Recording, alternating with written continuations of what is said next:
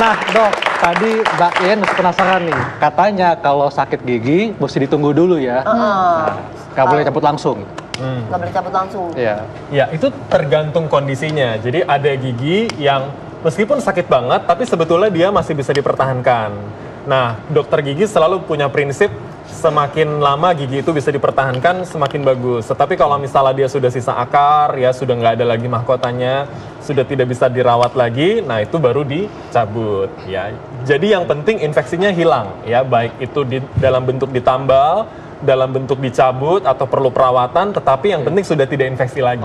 Oke. Nah mengenai infeksi gigi itu ternyata benar atau salah ya bahwa infeksi gigi bisa menyebabkan penyakit di jantung. Betul. Sudah ada Dokter Rina, spesialis jantung dan pembuluh darah. Halo dokter. Ini kalau lo sakit hati ya kan, nanya sama Dokter Jantung Rina. dia. Oh iya. Tapi dokter sekarang Beda udah jurusan. spesialis ya. Dok, tadi kan kita sempat singgung nih bahwa infeksi pada gigi itu bakterinya bisa masuk ke pembuluh darah dan hinggap di organ jantung dan bikin gangguan infeksi pada jantung. Nah ini gimana dok ceritanya?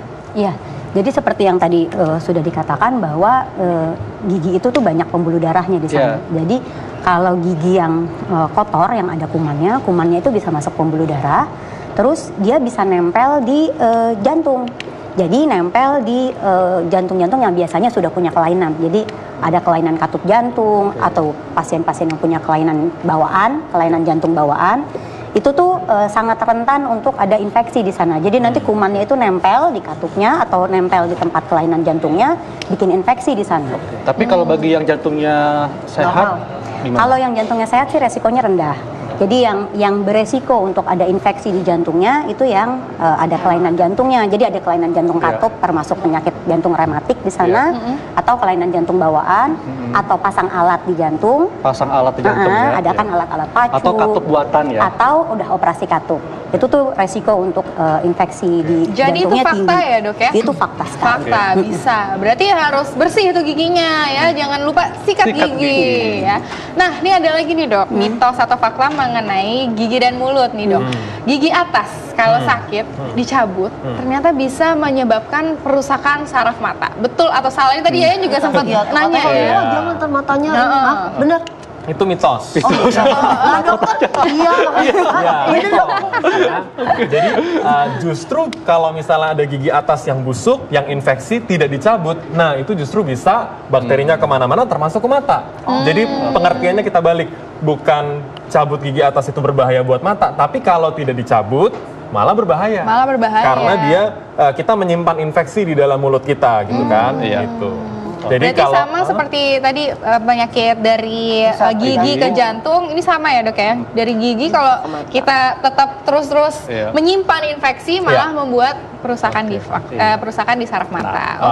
Tidak secara langsung, tetapi menimbulkan resikonya itu meningkat. Jadi seperti yang tadi Dokter Rina bilang ya, bahwa memang pada kelompok orang yang infeksi gigi mulutnya itu lebih banyak, dia lebih rentan kena penyakit-penyakit yang lain. Resiko penyakit jantung meningkat, kemudian ditemukan penyakit-penyakit yang lain. Demikian juga pada kelompok yang berpenyakit-penyakit itu, baik penyakit jantung, penyakit paru, penyakit liver, penyakit otak, dan lain sebagainya.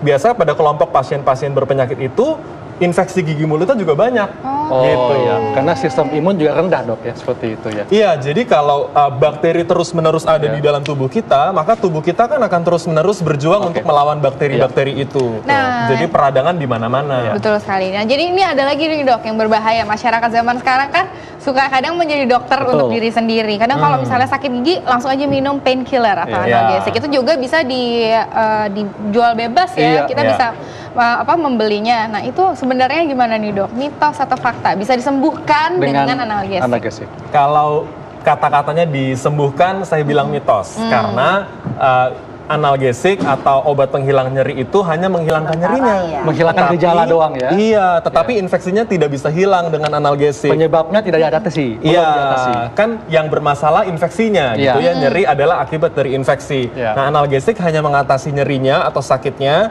tetapi infeksinya ini yang harus diselesaikan dengan cara ke dokter gigi. Iya. Apakah tambal gigi, apakah cabut gigi, apakah bersihkan karang gigi atau yang lainnya gitu. Iya, tapi boleh dok andai kata untuk mengatasi sakitnya Oh boleh iya ya? dong. Kalau nggak nanti nggak bisa tidur ya Mbak Iya. Iren ya. Iya, benar. Gitu. Oke. Nah, Dokter Rina, tadi kan kita udah bahas ya bahwa dari ada penyakit jantung tertentu yang rentan bisa terinfeksi kuman yang datang dari gigi. Nah, ini kuman apakah hanya bakteri saja atau bisa jamur atau yang lain? Kalau yang dari gigi itu kebanyakan bakteri. Cuman Bakteri. infeksi di jantung, infeksi yang tadi, infeksi jantung yang ada di katup yang ada itu penyebabnya bisa jamur juga. Cuman biasanya yang jamur itu bukan dari gigi penyebabnya, itu penyebab dari lain. Biasanya orang-orang yang daya tahan tubuhnya Iya. turun, itu bisa jadi jamur yang infeksi Ya. di jantungnya. Oke, mohon maaf dok, saya salah. Ini jadi bakteri atau jamur ini bisa dari gigi bisa masuk ke jantung lewat pembuluh darah ya. Nah, Iya. ini supaya lebih jelas Oke. di sini ada teman Nah. kita di sini. Diem aja ya Masnya. Oke, nah ini kan gigi di sebelah Iya. sini ya. Dan di sini ternyata memang ada pembuluh darah yang Betul. nanti Ya, Boleh semua dok, gimana? silakan Silakan, dok. dok. Iya. Jadi pada dasarnya semua pembuluh Silakan, dok, darah silakan, dok. itu Iya. akhir-akhirnya kan ujung-ujungnya Ya. akan masuk ke jantung. Betul. Jadi semua pembuluh darah, Semua pembuluh aliran darah, darah iya. itu pasti akan balik ke jantung. Iya. Nah, pembuluh darah yang dianalogikan ada seperti jalan kayak pipa ya dok lah ya. ya. Seperti Jadi pipa ya. pipa oke. itu nanti udah selesai, dia kan harus lewat ke jantung, terus dicuci di paru ceritanya. Iya. Jadi dia harus lewat ke jantung. Nah, di dalam jantung ini itu tuh ada klepnya, ada klep, ada sekatnya. Jadi nggak cuman kayak ruangan kosong aja. Iya. Nah, orang-orang yang punya kelainan jantung ini mungkin nggak ada klepnya kali di Oke. sini ya, nggak ada kayaknya. Orang-orang yang punya kelainan Orang-orang yang punya jantung kelainan jantung itu kadang-kadang dindingnya tuh lecet. Jadi karena kena aliran bocor, jadi dindingnya lecet. Nah, kumannya jadi nempel di tempat yang Nah, lecet itu. nempelnya di mana dok? Di lapisan dalam jantungnya? Di atau dalam. mana? Jadi dalamnya. di dalam jantung itu tuh kalau kita lihat itu Ya. ada klepnya. Jadi kalau kita ada buka, klepnya. Kalau ah. kita buka itu tuh ada klep jantungnya. Dia paling sering tuh nempel di klep jantung. Oke. Atau kalau yang ada kelainan bawaan di tempat kelainan bawaannya. Oke. Dan itu lama sekali. Jadi beda kalau infeksi paru gitu berobatnya Ya. paling seminggu. Kalau infeksi di jantung ini ngobatin antibiotiknya sebulan. Wah, Bisa sampai lama ya? dirawat dok? Harus dirawat. Harus Tidak boleh dirawat pulang. malah ya. Gitu. Iya. Jadi begitu udah nyampe jantung repot urusannya, sebelum nyampe jantung diberesin aja Padahal dulu giginya. simpel ya. Betul. Yang harus dilakukan adalah menjaga kebersihan Betul, gigi simple kita. banget ya. Kalau kita tidak menjaga kebersihan gigi kita, malah ternyata komplikasinya Iya. bisa Iya. sampai seperti Komplikasinya ini jadi ya, jauh infeksi lebih berat. jantung. Dok. Sorry. Lalu bagaimana nih kalau misalnya sudah menginfeksi jantung ya, kemudian tidak diatasi, ini bisa kemana nih lari komplikasinya? Selain ke jantung.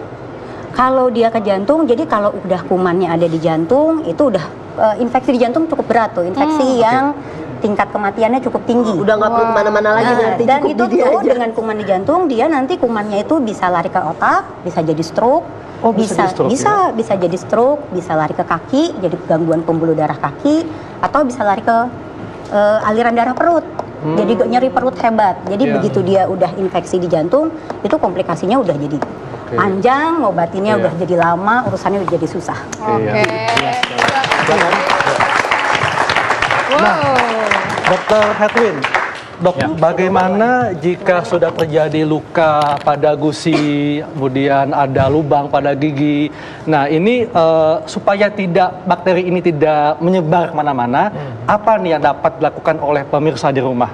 Oke, sebetulnya lubang gigi sendiri harus ditambal. Ditambal, ya? Jadi sayang sekali memang belum ada cara lain yang bisa kita rekomendasikan untuk mengatasi lubang gigi selain carilah dokter gigi terdekat ya. Oke. Manfaatkan BPJS Kesehatan ya di puskesmas terdekat ya. Puskesmas ada di mana-mana dan kita memang harus membudayakan kebiasaan berkunjung ke dokter gigi 6 bulan sekali. Kalau nggak bisa 6 bulan sekali, minimal setahun sekali. Jadi itu perlu untuk kita cek, untuk kita bersihkan karang gigi, untuk kemudian kita cek apakah ada yang berlubang atau tidak ya. Bagi teman-teman yang muslim saya sarankan sebelum bulan puasa supaya pada saat bulan puasa itu betul-betul segar nafasnya gitu. Jadi itu setahun sekali itu wajib kita ke dokter gigi untuk bersihkan karang gigi dan cek lubang gigi itu. Oke, bersih-bersih ya. Iya. Enggak, masalah karena sekarang image di masyarakat tuh ya begitu ke dokter gigi, anak-anak tuh lebih takut. Karena mungkin suara bor pembersih dan ser gitunya atau ya. takut Mereka dicabut jadi, ya. gitu. Dan image-nya tuh kalau ke dokter gigi pasti mahal. Manfaatkan BPJS Kesehatan. Oh iya, itulah jawabannya. Oke. Oh iya. Harus wajib Ayo punya. harus Nah, ya. Oke. Nah ini kalau misalnya kita sakit gigi kan gampang ya, sakit rasanya. Pasti orang langsung datang ke dokter gigi Iya. atau minum painkiller dan sebagainya. Nah kalau misalnya ada infeksi di jantung nih dok, Ciri-cirinya. apa tanda-tandanya nih dok? Ya ini yang sering kali juga jadinya biasanya demam karena Demam. infeksi. Ini Demam akibat tinggi. dari infeksi gigi ini ya dok Demamnya ya? biasanya ya demam, tapi demamnya dalam jangka waktu lama. Tapi nggak Biasanya tinggi, yang atau punya infeksi sedang-sedang aja? darah ya sumang-sumang, kadang demam tinggi tapi dia selalu ngerasa setiap hari demam atau enggak menggigil. Yang kayak begini biasanya udah berobat kemana-mana, disangka tifoid ke dokter mana, berobat lagi kemana nggak sembuh, disangka sakit apa, Tapi berobat kemana-mana. pada saat itu nanti masih baru sakit balik. giginya dok? Enggak, biasanya yang itu hampir selalu tidak ada keluhan gigi. Oh jadi kalau Jadi sudah pas diperiksa ternyata giginya banyak yang bolong, banyak yang rusak. Nggak ada keluhan giginya dia. tapi udah ke jantung ya. Iya. Jadi datangnya sudah dengan demam lama, kadang ada sudah sesak, lemas, nyampe ke kita ternyata ada infeksi di jantung. Bisa ada sampai nyeri dada dok? Bisa nyeri dada, Bisa bisa ada. sesak. Paling sering sih biasanya demam dan sesak nafas biasanya. Demam dan Lemas. sesak nafas Karena disertai dengan gigi yang memang banyak lubangnya, tapi giginya karangnya, ketahuannya dan belakangan sebagainya. biasanya. Oh. Iya. Dan ini nih ngomong-ngomong ya, pemirsa mungkin banyak nih yang meyakini mitos bahwa kalau gigi berlubang lebih baik langsung dicabut daripada ditambal. Ini Nah. mitos atau fakta dok?